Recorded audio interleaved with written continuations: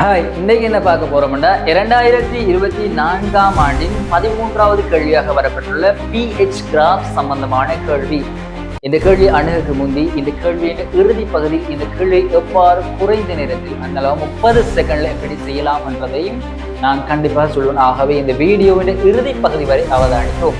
Right, இந்த கேள்வி அணுகுக்கு முந்தி இந்த கேள்வியில என்ன சொல்ல வாரார், என்ன நடக்குது என்றதை தெரிஞ்சாலே இதுக்கான ஆன்சரை கெஸ் பண்ணிக்கொள்ள இயலும்.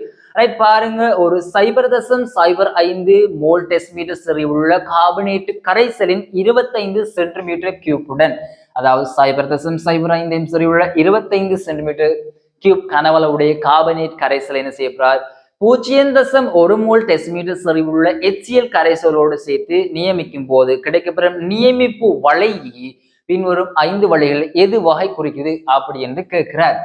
ரைட், இதை செய்யக்கு முந்தி முதலாவது அவதானிக்கணும், வளமையாக இந்த அதாவது கார கரைசலை நாங்கள் தட்டை அடிக்குழுவோ அல்லது வட்டக்குழுவோ அல்லது பிளாஸ்டில் எடுத்து அது அளவியால் HCl கொண்டு நியமிப்போம் அல்லது அமிலத்தால நியமிப்போம். இங்க நடக்கிறது அந்த காரம் யாராயிருக்கின்றா தட்டை அடிக்குள்ள கார்பனேட்டு கரைசல் ஒன்று காணப்படுகின்றது. அதை என்ன செய்ய போறோம் HCl நியமிக்க சொல்லி உங்களுக்கு அவர் சொல்லிக்கிறார். இதுக்கு பொருத்தமான நியமிப்பு வழி எது அப்படி என்று கேட்கிறார். ரைட், இந்த கேள்வி அணுகுக்கு முந்தி நாங்கள் ஒரு 3 படிகளினூடாக இதை இலகுவான அவரோட ஆன்சருக்கு போய்கொள்வோம். ஃபர்ஸ்ட் பாருங்க, ஆரம்ப புள்ளி அல்லது தொடக்க புள்ளியை கண்டுபிடிக்கணும். உங்களுக்கு தெரியும் இந்த கொடுவையில் உள்ள ஆரண்ட கார்பனேட்டு கரைசல் அவர் ஒரு மென்காரமாக அல்லது ஒரு வீக் பேஸாக தொழிற்பட போறார். பொதுவாக உங்களுக்கு தெரியும் pH அளவீட்டுல 1 காரம் 14 13ஆகவும், அதை தொடர்ந்து மென்காரம் 12 11 10 இந்த மாதிரி, அதே போல நடுநிலையாக 7, அது கீழே 1 மென்னமிலம் வண்ணமிலம் என்ற உடல்ல வர போறாரு. அப்போ உங்களுக்கு இதுல குடுவையில் உள்ள கரைசல் யாருன்னு பாத்தீங்கன்னா கார்பனேட்டு கரைசல். இவர் ஒரு மென்கார கரைசல். அப்போ இவர் ஆரம்ப pH அண்ணளவாக 12 அண்மித்த மாதிரி கிராஃப் தொடங்கணும், தொடக்க புள்ளி. அப்படி பார்த்தோம்னா முதலாவது 2வது 3வது ஓகே, 4வதும் 5வதும் வன் அமிலத்தில் ஏரியா உள்ளது தோங்குறார். ஆகவே அவர் 2ம் க்ளோஸ் பண்ணிடலாம், இவங்க 2 பேரும் இல்லை. ஏனென்றா இங்க உள்ளால் மின்காரம் ஸ்டார்ட் தொடக்க புள்ளி. அப்போ 1 அல்லது 2 அல்லது 3 வரணும்.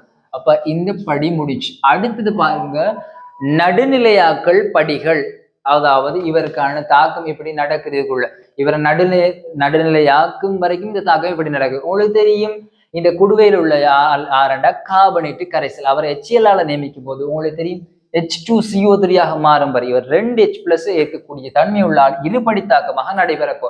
அப்ப முதலாவது தாக்கம் கார்பனேட்டு கரைசல் H+ வாங்கி HCl இருந்து H+ வாங்கி HCO3- பைகார்பனேட் அயனாக மாறும் வரை முதலாவது தாக்கம் நடைபெறும். முதலாவது இறக்கம் சமநிலைங்களுக்கு கிடைக்கும். தொடர்ந்தும் கரைசல் உள்ள பைகார்பனேட்டு கரைசல் HCl இருந்து H+ வாங்கி அதாவது டைகார்பனேட்டாக அதாவது கார்பனிக் அசிட்டாக மாறி சடிதிக, அதுக்கு தொடர்ந்து CO2 கேஸாக வெளியேற H2 நடுநிலை பெறும். இதுவரைக்கும் இந்த தாக்கம் நடைபெறப்போ. ஆகவே இந்த செயல்முறையில் உங்களுக்கு விளங்கி இருக்கும் 2 சமநிலை புள்ளிகள் கிடைக்கப்பட்டிருக்கும். முதலாவது தாக்கத்துக்கு இங்கேயும், 2வது தாக்கத்துக்கு இங்கும் சமநிலை. ஆகவே இங்கு 2 செங்குத்தான இறக்கங்கள் காணப்பட வேண்டும். ஆகவே முதலாவது கிராஃபும் கேன்சல் ஆயிடும். 2வது கிராஃப் அல்லது 3வது கிராஃப் இதுவரைக்கும் பண்பர் ரீதியான விளக்கத்தினூடாக பார்த்திருப்போம். இப்ப அளவு ரீதியாக பார்ப்போம். இல்ல நல்ல எக்ஸ்பர்ட் இருந்தால் இதையும் பண்பர் ரீதியாக ஆன்சருக்கு வந்து கொள்ள முடியும். எப்படி என்றா பாருங்க, நீங்க நியமிக்கப்பட போறாள் யாருண்டா கார்பனேட்டு கரைசல். அவருடைய செறிவு 0.05.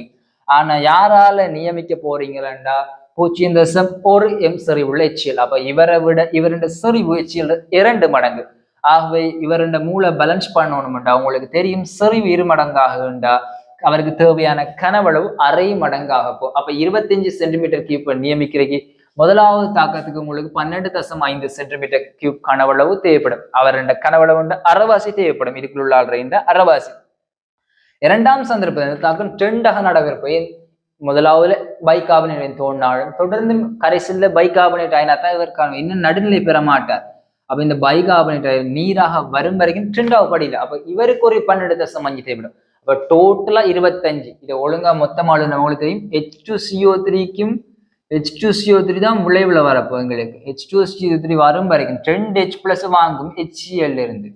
அப்ப இவர் 1ல இருந்து இவர் 2 தேவைப்படும். இந்த மாதிரி தான் தாக்கம் நடைபெறப்போ.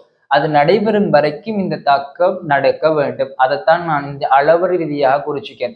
அப்ப தேவைப்பட வேண்டிய உங்களுக்கு தெரியும் C1 V1 சமன் இவருக்கு பிரயோஜனம்டா, அதே போல C2 V2 பிரயோஜனம்டா.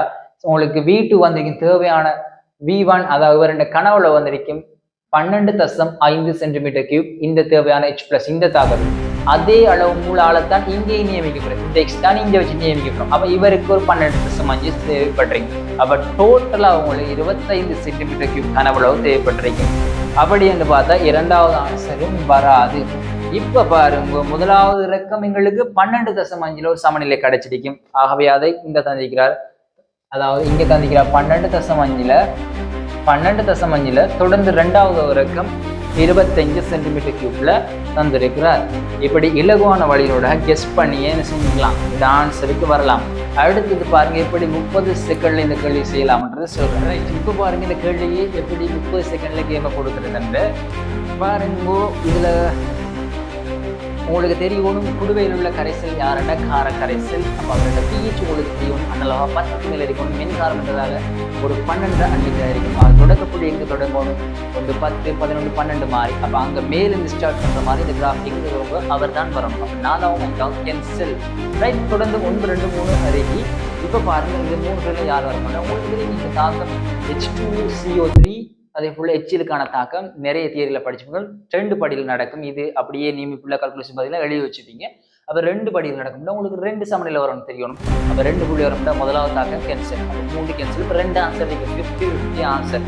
இப்போ பாருங்க இந்த தாக்கத்தை தனித்தனி அழகாக மொத்தமாக எழுதி கொண்டு என்ன செய்யலாம், இந்த தாக்கத்துக்கு தேவையான மொத்த H+ கனவளவு கண்டிப்பாக உங்களுக்கு வந்திருக்கும் 25 சென்டிமீட்டருக்கு தேவையான கால்குலேட் பண்ணி வந்திருக்கும்.